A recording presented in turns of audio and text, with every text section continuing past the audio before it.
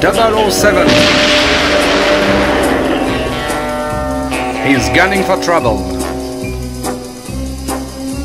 It spells Jago. They don't cut him danger for nothing.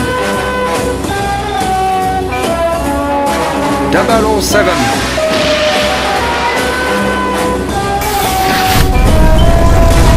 It spells Jago.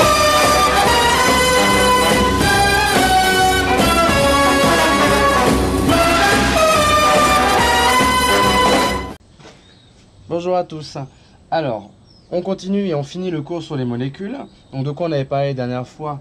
Dans la première vidéo, on avait parlé donc, des molécules et de comment elles étaient constituées, à savoir des associations d'atomes reliés par des liaisons. Ça, c'était la première vidéo. La deuxième vidéo, on avait parlé de groupes caractéristiques.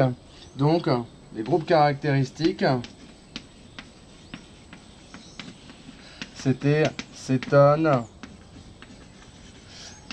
aldéhyde, acide carboxylique, alcool, ce qui différenciait les différentes catégories de molécules les unes des autres. Dans la troisième vidéo, on avait parlé de représentation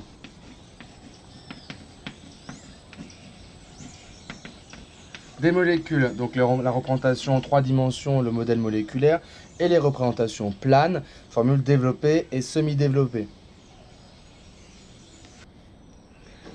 Dans ces formules, il y en avait une dont on n'a pas parlé, c'est la formule brute. Et à partir de celle-là, on va pouvoir terminer ce cours sur les molécules en comparant deux molécules entre elles avec une catégorie de molécules qui s'appelle les isomères. Donc pour l'instant, qu'est-ce qu'une formule brute? Si par exemple je dessine une formule développée du propane, donc le propane c'est cette molécule là avec différents carbones et des hydrogènes autour. Pour revenir au premier cours, je me souviens que le carbone fait donc 4 liaisons, 1, 2, 3, 4 c'est bon, 1, 2, 3, 4 c'est bon, 2, 3, 4 c'est bon, et hydrogène en fait une seule, ils en font tous une seule. J'ai représenté même les liaisons reliant le carbone et l'hydrogène avec des hydrogènes au bout.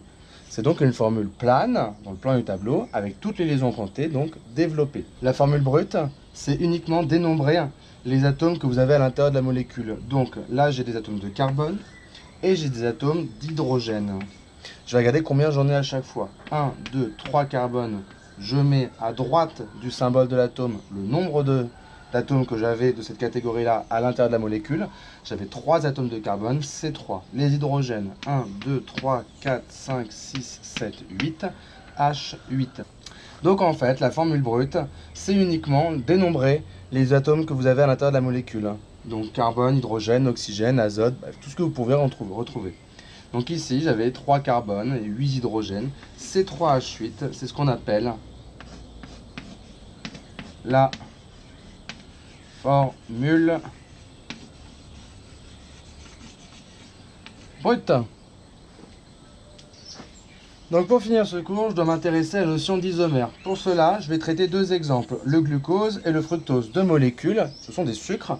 Et là ici, j'ai leur formule. Donc quand je regarde déjà ces formules-là, je vois que toutes les liaisons sont représentées. Ce sont donc des formules développées. Moi, ce que je vais faire, c'est que je vais écrire les formules brutes.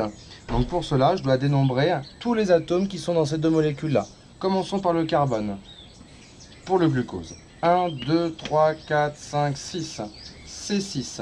Donc 6 atomes de carbone. Ensuite, l'hydrogène.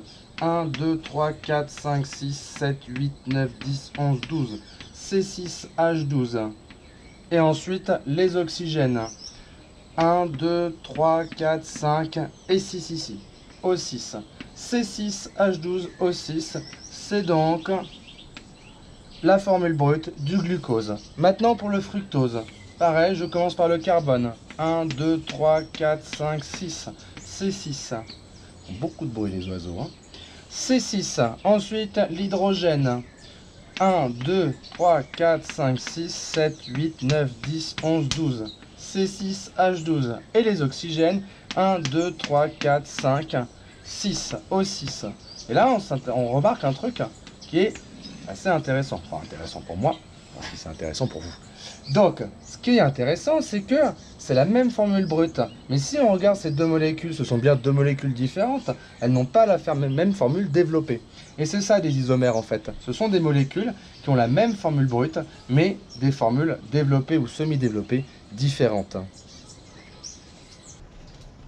Donc pour finir ce cours, qu'est-ce qu'on a vu? Eh bien on a vu les formules brutes. Les formules brutes, c'est une nouvelle façon de caractériser un atome par le nombre et le symbole des atomes que vous trouvez à l'intérieur. Par exemple, C4H8, c'est une molécule contenant 4 atomes de carbone et 8 atomes d'hydrogène.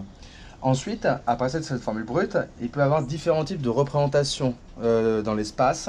Et lorsque deux molécules, elles ont les mêmes formules brutes, mais elles sont représentées différemment, donc elles n'ont pas le même agencement des atomes, on dit que ce sont des isomères. Donc des isomères, c'est lorsque deux molécules, elles ont la même formule brute, mais des formules développées et semi-développées différentes. Voilà. Donc ça, c'est tout pour le cours sur les molécules. Je vous souhaite une bonne semaine et à la semaine prochaine. Au revoir.